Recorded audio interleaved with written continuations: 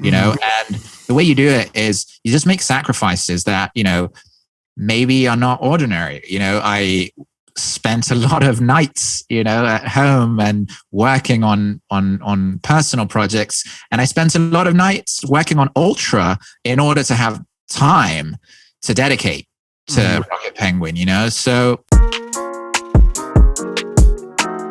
Jordan, what's happening, man? How you feeling? I'm good, man. Just got back from a vacation in the Poconos, ready to hop into some music business podcast, bro. What we got today? There we go, man. We got Eddie Sears, the creative director at Ultra. He also is a producer and DJ. You can find him by searching Rocket Pengwin. Really incredible creative sound and direction that he's creating with both his own music as well as the artists he's supporting over at Ultra. Really love diving in this episode and getting to really hear his approach to creative strategy, standing out as an artist, deconstructing what makes a great music video. I think he's worked and supported tons of really incredible artists. Had the pleasure of being able to collaborate on Black Coffee together, which we dive into a bit. But what stood out to you, Jordan? I think it's really interesting that he's a creative director for himself versus other artists and what that process was like. We get into that, what it is, what the difference is between when he does it for himself and when he does it for other artists and how he kind of approaches it differently. I also think that he did a great job explaining what makes creative director not only necessary, but how to be a good creative director, even conceptually. We kind of talked about watering the seed versus planting it, which we'll get into. And the last thing I thought was really interesting was how he uses Rocket Pengwin to actually fulfill his creative vision. So anything that he actually wants to try, he actually uses Rocket Pengwin as a testing board, but also to try cool shit that he really likes. So he gets to, through his own brand and through his artist's brand, pretty much explore, it seemed, the full scale of what he considers creative direction and what's exciting to him, which sounds really awesome and fulfilling. And I'm glad that we get to get into it in this episode. Yeah, for sure. And before we do jump into this week's episode, we do want to take a second to shout out and thank our partner, Vydia. If you guys aren't already familiar, get familiar. Vydia is an end-to-end music technology platform that gives labels the infrastructure and technology to power their business. I know a lot of you guys are listening. Maybe you're thinking about starting your own independent label, supporting different artists. Maybe you're operating as a manager and really thinking around how you can support your artists even more and help with regards to distribution. Vydia is a perfect partner in that regard. They help with rights management, audio and video distribution, publishing, analytics, marketing, and more. I think what I really love is the fact that you have to apply. They don't necessarily accept everybody. It's not a complete DIY service, but given the fact that they are accepting, it kind of creates this, they're able to give that a much higher level of support to their artists and help with regards to advising and potentially executing upon different strategies, different promotional mechanisms, whether it's playlisting, whatever it may be. Super powerful partner to have. Jordan, what stands out to you about Vydia? Well, they're premium partners for everywhere that you want to be. So Spotify, Apple, TikTok, Vivo, Facebook, and more. So, independent music labels drive community and culture, and Vydia provides the back office tech and infrastructure so that they can compete globally. So really providing that second half of an artist's or label's vision. Yeah, for sure. Well, I think definitely check it out for yourself. You can go to vydia.com/MVP, vydia.com/MVP. It's an application page exclusively for the Music Business Podcast listeners. I think if you're looking for a premier distribution partner, definitely worth checking them out, applying. You want to take down the next quality control, the next TDE. Vydia is going to be the secret weapon in your back pocket. Starts with Vydia. Yeah, exactly. So that's it. Now it's time. Mr. Eddie Sears. Let's jump into this week's episode. Let's do it. Eddie, what's happening, man? How are you feeling? Good. How are you guys? Oh, we're doing well, man. Cannot complain. Excited to have you on the podcast, man. Excited to be here. Thanks for having me. Of course, man. I mean, for starters, I know we've crossed paths at Ultra throughout the years, and you've always been involved in a lot of really fun projects from a very cool creative capacity and strategic. Can you dive into kind of what the specific kind of if you were to deconstruct your role, kind of core outcomes you're after and what you're really working on? That'd be great. Yeah, I mean, it's so I'm the creative director at Ultra, which basically covers everything that has to do the visual and communication side of the projects.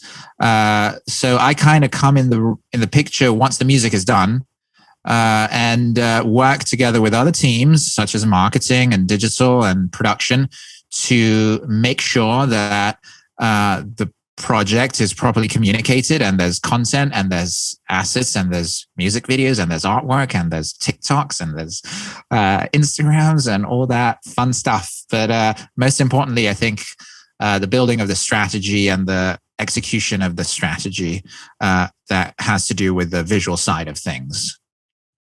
Awesome. Question. Obviously, one, you're an artist yourself, but artists in general are very sensitive about their work. It makes sense, right? It's their life's work. It's with everything. They put everything into it. I had to be very sensitive to that when I was a manager. I still do, even in my current position, even though it's not a direct manager. How do you communicate with artists in a way where you're giving them advice, you're giving them guidance as to how to creatively roll out something or be strategic about something creatively without kind of crossing that line, that line that, may seem like you're overstepping? Yeah.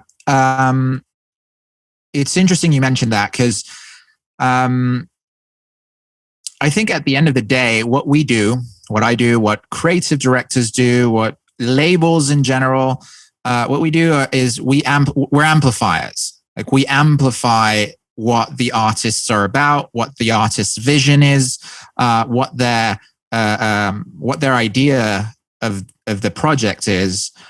We can take it from, the spark that it's their idea to a full ember, all the way to, fire. But it's very rare and generally not very successful when you construct something, when you build something and you kind of step into the creative realm thinking, okay, I'm going to take over. This is what we're going to do. And this is what the project is going to be about. That generally never works. So I think what I normally do, the approach that I love to take and to help, is really to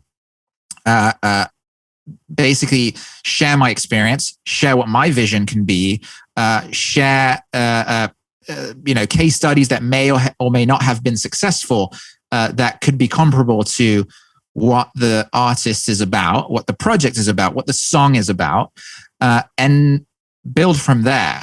I think that like I said, we're echo chambers, we can't build it for you, but we can be of great assistance. Right. So it seems like you branch off of that really strong foundation, but the artist has to have that foundation in order for you to kind of plant, they plant the seed and you kind of help it grow. I think so. I mean, I'd like to say that that's always the case. In some scenarios, I will say that there has been cases where, it was just a song, right? And you have to build a narrative, you have to build a visual component to it, and sometimes there's not that big of an idea behind it, and so you just have to fabricate it. But generally speaking, that's not the approach that I love to take. That's generally speaking not an approach that I've found to be successful. So those artists, and it also proves who are the real artists, and who has something to say. So yeah, to answer your question, I definitely start from the seed and I just water the shit out of it. Right. I love that. And then, I mean, Jordan kind of mentioned this too, but alluded to the fact that, you're an artist yourself. Would love for you to set the stage around Rocket Pengwin, and also too, beyond that, how you kind of balance the two projects. I don't know, it's can both have a lot of different things and ambitions, I'm sure. So just striking that balance, curious how you navigate that. Yeah, absolutely. So Rocket Pengwin is a very interesting story, meaning that it's a project that I've had for a while now, but I've really invested in and taken to the next level in the past year. And what it is, it's really a fun narrative to tell a story that is my personal story, which is, of someone, moving from place A to place B, and having to deal with it. So in the case of the penguin, it's a kind of a metaphor of a penguin moving from Antarctica, which is the most non-contaminated and natural place on the planet, to New York City, which is the most constructed place on the planet, and deal with all of the steps and difficulties that are of an immigrant. But in addition, the thing is a penguin. So, simple tasks such as swiping a Metro card become completely difficult and almost impossible to do. So there's this exaggeration, and this, it kind of serves as a catalyst to tell a story. And I've been making music, and I've been writing music, and I've been a performer for as long as I can remember, way before I started working at Ultra. And this just kind of became the natural evolution of that. The music serves the narrative, and the narrative works because of the music. So it's a very music and visual project, if you would, where every song and music video tell a step of that story and that narrative. I love that. That's fascinating. And the intentionality behind the story. Great to see how that's kind of manifesting in the music and the kind of creative expression itself. When you think about when it comes to the balance, like I think there's multiple people that are listening to this podcast that are also kind of like working potentially in the industry and pursuing kind of artistry on the side, like as a kind of a second avenue as well. I'm very curious from your perspective, like tactically with regards to like allocating time and how you've been able to get into a flow. I mean, I know you keep yourself really busy doing a lot of great work at Ultra, so it's got to be a bit of a juggling act, but in your experience in trying to juggle, how have you learned to like juggle well? Well, lot of experience and a lot of practice. No, but the truth is that, I've never put none of the two, as a second. It's always been, I didn't choose to do Rocket Penguin. It was just a thing that I needed to do. It's one of those things that you have to get out of your system, and you have to do, and you do it for fun, and you do it for pleasure, first and foremost, and you do it because you want to say something. And in that, in my specific case, I was lucky that I was able to do it together with Ultra. I would always pick up the phone, for a work call, for an artist calling me and I would give 110% to both, and the way you do it is you just make sacrifices that, maybe are not ordinary. I spent a lot of nights, at home and working on personal projects. And I spent a lot of nights working on Ultra in order to have time to dedicate to Rocket Penguin, So, and obviously I've been lucky at Ultra that I was able to do this. But I also feel if you work really hard and if you prove yourself, then, and if you're in the art business, if you're in the entertainment business, these types of activities and projects actually keep you sane and keep you hungry to do more and know more, and they also serve as a test ground. I've done and tried things with Rocket Penguin, even in live shows, doing crazy visuals, and I brought like massive LED screens at Mercury Lounge in New York, which is a tiny venue, and play with that, and I feel like all of those little experiences served projects at Ultra and vice versa, Right. Yeah.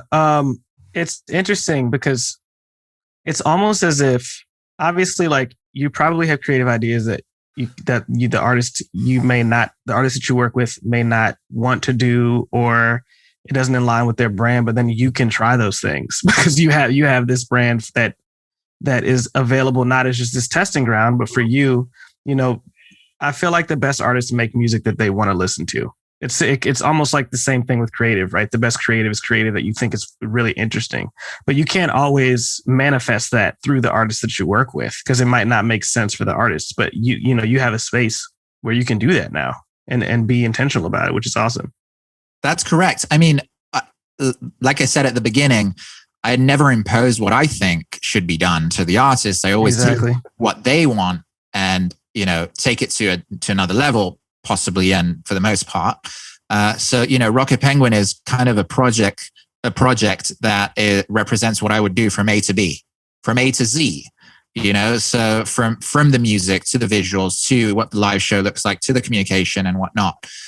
Whilst the when I'm at Ultra, it's my experience and my skill set serve the vision of artists that might not align with mine, but my experience might help bring theirs to life, if that makes sense. Right. For sure. So you said a little bit earlier that you water the seed. What are some questions that you need to ask in order to do that efficiently? Or what's information you need to know kind of off the bat to kind of lay the groundwork for you to do your best work? Absolutely. So the questions that I normally ask are, who are you? What's your story? Where do you come from? Why are you making music? What is the music that you made? What does it mean to you? What are your inspirations? What are projects that you love? What are projects that you like? What are projects that you don't like? And I feel like it's generally a conversation, and the broader it is, the more specific you can get, because most of the times you really learn about people and artists for things that are outside of the music. I grew up listening to pop punk, California pop punk. There's a massive skate and surf culture. Knowing about that culture would help understanding the visual side of things, of that. Why does Vans Warped Tour look like Vans Warped Tour and not Ultra Music Festival? Why, obviously the music is different, but why does it look different? Because, that culture comes from a whole, that aesthetic comes from a whole culture. In the same way, so there's Ultra Music Festival. So, it's generally a conversation that I have with the artists and with the managers, and the more points we can touch on, the better it is. And from there, you start drafting things, mood boards, sending images back and forth and see what you like, what they react to, what they don't. And it's never like, no two projects are the same. Do you do your own creative direction, or do you talk to other people about creative direction too? It's kind of like that. I asked my therapist recently if she had a therapist. It's like sort of like that sort of type thing. It's actually a great question, because when you work for someone else, you like, I know what's good and what's not good, but when you're doing it for yourself, you're always like, is this good? No, I love to do my own creative direction, but I love to surround myself with amazing creatives that I've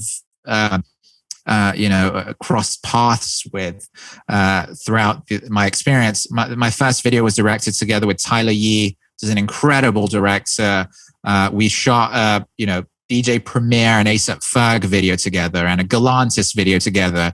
And then, I was like, well, I have this project. And he was like, let's shoot the video together. And we went around New York with this giant penguin, and that was crazy. During the pandemic, obviously being in lockdown, I experienced 3D, for example, 3D art.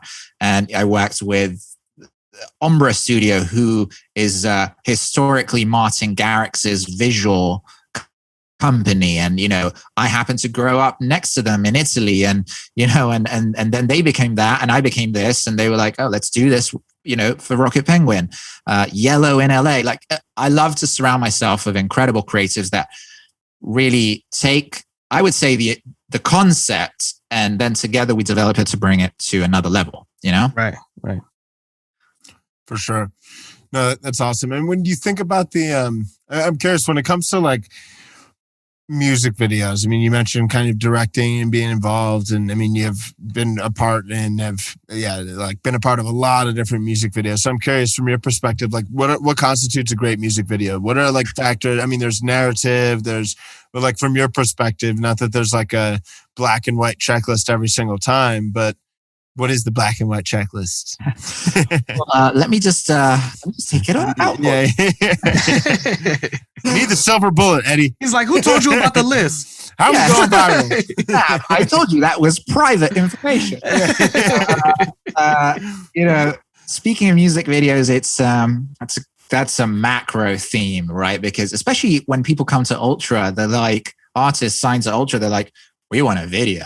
Have a massive YouTube channel, so they're like, we want a video.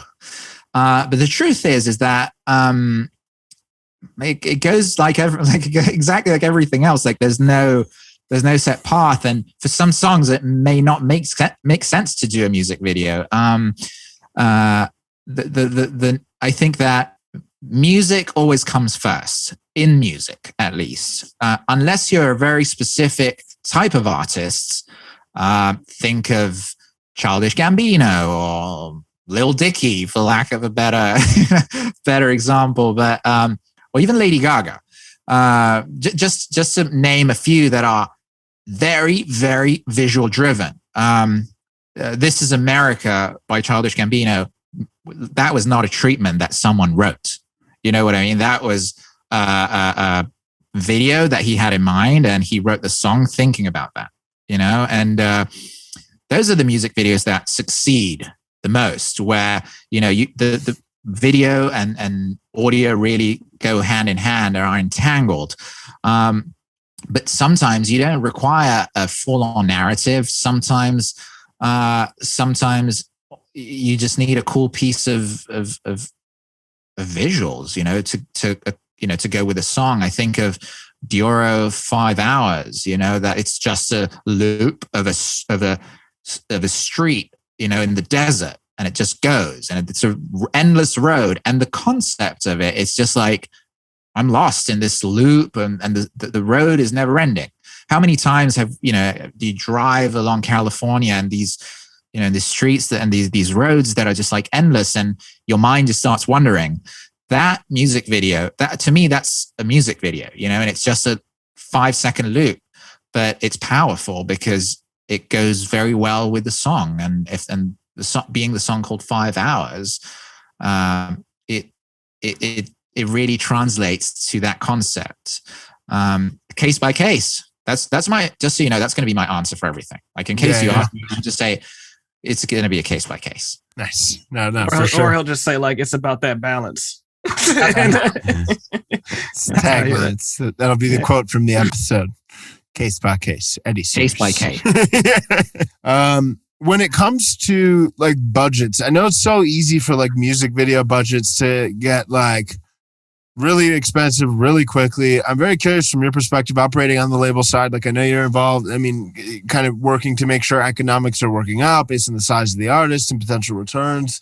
Like in my experience, I am often candidly just like baffled by how much money is spent on music videos for emerging artists that can be signed with major labels. Like, especially when you look at like as a marketer across like the marketing mix as a whole, it's like maybe instead of spending like greater than 6 figures on this one music video, it's like run a bunch of ads, get in front of people on a video that costs $10K, and make sure they're like popping on TikTok. Like from your perspective, I mean, case by case, it's a balance aside. What?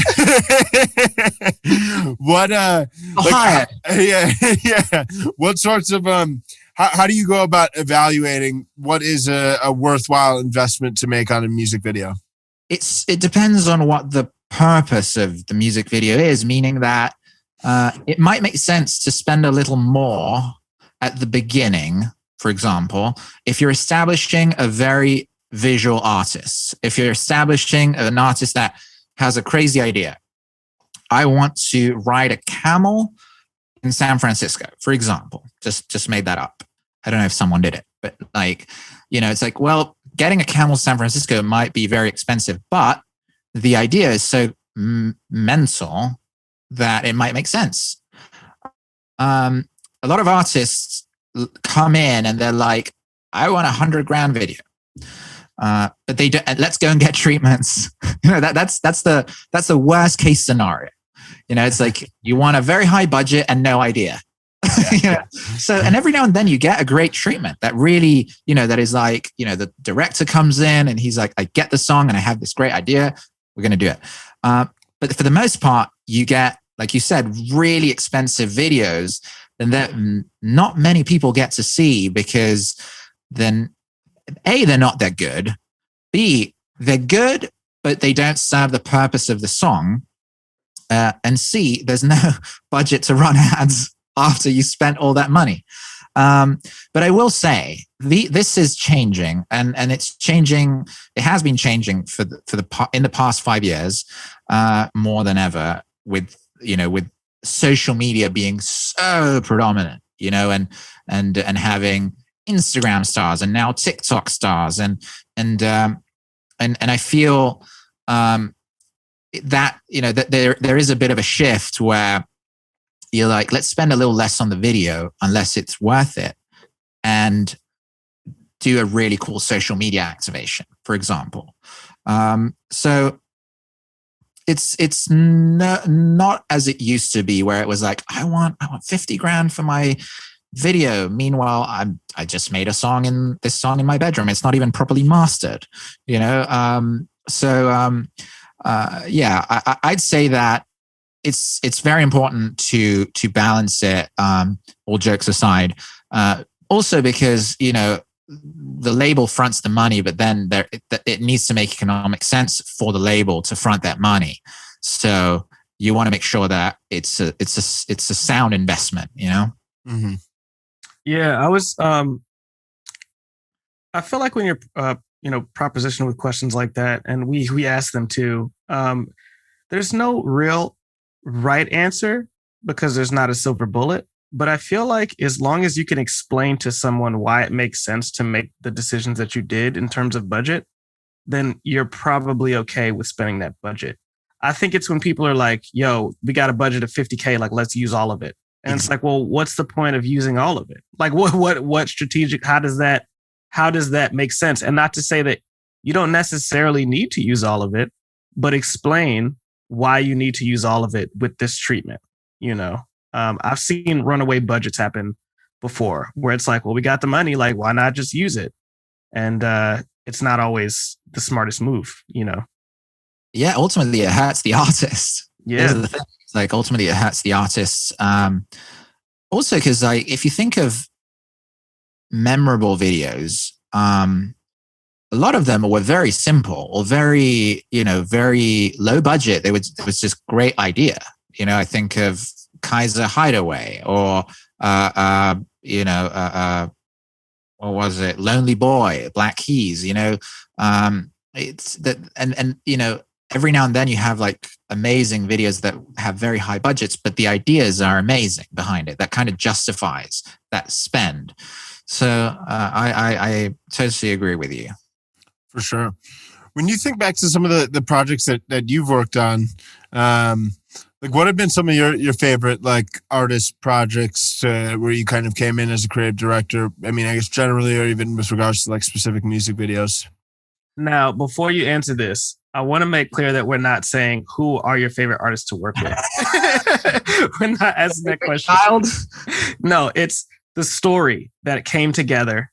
What were your favorite stories and projects? Not necessarily who is the best artist that you've worked with before and creatively. Whoever you don't mention, it essentially implies that you hate them. No, I'm kidding. Let me just put not that. Let me just put my phone on airplane mode real quick. Yeah. Make sure to there's many, and truthfully, there is many. A project that I hold very close for personal reasons is Sophie Tucker. They're a very smart, witty, quirky duo. They walked into Ultra's office on it was like day 3 for me. So it was very much okay, you're going to be my guinea pigs, and and it was, it was kind of like, okay, we learn how to trust each other. And they're obviously amazing to work with. And we've had a very long run of building a visual narrative and a visual communication together on a number of years now. So that, that as a whole is a very rewarding project for me. It does help that they're extremely smart people. Other than that, I love to work with obviously very much in quotes, smaller artists. I worked on videos that got VMA nominated with Kygo, and projects with Steve Aoki and whatever, but which are great, are really, really great. But they're very established artists with a very clear vision and very clear way they operate. I love to kind of like work with the artists that are a little earlier in the stage and really help them build that visual narrative. Some other artists that I really love. One we've worked together on, it's Black Coffee. When he signed to Ultra, he only had like probably an album that only got released in South Africa. Like that was something that we also worked on together with Sam, and that has been an incredible project to work on. And it goes back to the story. Salt Cathedral, incredible duo, like Brooklyn based, originally from Colombia, mix the two worlds. And I love that. And there's many more, but I think that, these are Loco Dice. I used to love like, clubbing and, so even if that those are going to be like staple culture records and artists and not necessarily, I don't know, Billboard top 10 or whatever, but they have something to say, 1000%. Right. And I'm getting the phone calls from the others. Okay. Right. Oh, whoa, look who we got here. All the people you didn't mention. I'm kidding. I'm kidding. Next. What's an example of, and I know we talked about budget before this question, but what's an example of a budget that wasn't necessarily too large, but you made the best out of it to kind of give people inspiration of kind of how to pinch that penny and really create something that may become one of those cultural moments that you just spoke of? I mean, all of the Sophie Tucker videos were really, really low budget or lower budget than you can expect. Most of them were done with them, a video guy who sometimes was just the director, a stylist, and someone, holding, the, what you call it, the thing for the light. Gaffer or whatever. Is that it? Yeah. No? Like very, very, very stripped down sets. And with great styling, and great vision for styling, and obviously great camera performance. Went into the desert and shot a video for a song called Batshit. The desert was already like that was better than any set you could build. And kind of get creative on how you do these things. The first video we did with them is called the song called Drinky, and which I think got Grammy nominated back in the day. But they had a vision. Like we kind of built this world, this jungle world. And there was this animator that I knew of who was very big in the commercial space. He was great, doing ads. And he really wanted to start directing.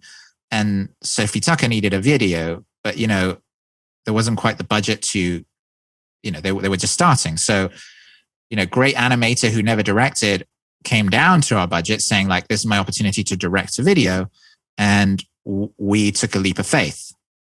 And we built this world that then became iconic and came, they stream, with that nowadays, like they stream every day on Twitch, and, the world that they have around them is, a cousin of what we did 5 years ago, So I think that the whole Sophie Tucker project is definitely an interesting one on how that came together, and budget was used in very smart ways and reasonable and sustainable ways, especially on the video side. We shot 2 videos with an artist called Eddie Sears, who's a pop artist from Kosovo. And she had a big song called Bon Bon a few years ago. And even that video, by the way, it's just her dancing with an incredible jacket with like a pink fur in the snow. And it's an incredible video, just her in the snow. And we went, she was kind of like exploring this reggae infused Jamaican vibe. So we're like, well, let's shoot 2 videos in Jamaica. So we went to Jamaica for a week and, camera in hand, and went to, Jamaican block parties and shot these videos. And, those were not really expensive videos for what we got out of them, especially for where she was at the time. But the result was amazing, So these are just 2 examples, but I could go on forever, literally. Right. I love it. Well, I guess as we come to a close, I'm curious. I mean, you're drawing on all these experiences and past videos, past projects, creative direction, experiences gained at Ultra and beyond. When you think about the strategy for Rocket Pengwin, I mean, music in and of itself is like incredibly saturated. Like the amount of songs being released every single day is absolutely baffling. What sort of things are top of mind for you as you're working to kind of cut through the noise? I know how you kind of mentioned that you're very much leading with a narrative, which I think is a very valuable factor. Kind of beyond that, like what other things are top of mind with regards to your strategy for continuing to develop Rocket Pengwin? Yeah. Well, first of all, I believe in the music, which is important. And I don't think that the music sounds like much that's out there nowadays, although it's influenced by a lot that's out there. So it may sound familiar, but it's kind of a little different. Then, I want to use as many tools that I have at my disposal, which is what everyone has at their disposal. So, social media, Twitch. I started streaming on Twitch, which has been very, very fun. And interacting with new fans, making new fans, and it's really fun. And I think for my specific case, it's leveraging all the experience that I kind of got throughout the years and applying those parts that I think are applicable to the project, which not everything works. I'm not really a DJ, but I can DJ, and I'm not really a live band, but I do live shows. So it's crazy, but I want to lead with this giant penguin and have the narrative lead the story so that if anyone stumbles upon it, they're like, wait, what's this penguin? And B, is there more? And why? And the approach that I chose to take is that it can be as lighthearted and as easy as a giant penguin going around New York with neon socks, all the way to complex and deep as why is this penguin moving from Antarctica to New York City? Is there an environmental awareness thing? Is there, something that has to do with global warming? And so there's many, many layers, but it's not like, hey, here's everything. It's just a giant penguin that was caught on the subway in New York City that went viral, and went on Subway Creatures and CBS New York, Obviously the pandemic has been a challenge, but it has been a challenge for everyone. And you just have to switch the way you approach and transform, concern in optimism and positive. And look, I never had that much time to make music, for example, and explore Twitch and be on social media and do 3D design. So I think there's, ultimately what I'm trying to do and what I'm fighting to do is like to stay true to the project and take all those steps that ultimately might be a slower growth. But when people land on it and, I manage to get in front of get the project in front of people, then they stick with it, Yeah, for sure. No, I love that. The intentionality. I'm excited to see you continue to grow and develop in that capacity, man. So should be fun. Thank you. We'll all go to a show when it will be possible, and you guys can all meet the Pengwin. There it is. There it is. That'd be great. That's amazing, man. Well, Eddie, thank you so much for coming on, man. It's always a pleasure to cross paths and collaborate, and very grateful that you were able to come here and shed some light today. So thank you, man. Thanks for having me, guys. Of course, man. Till next time. Peace.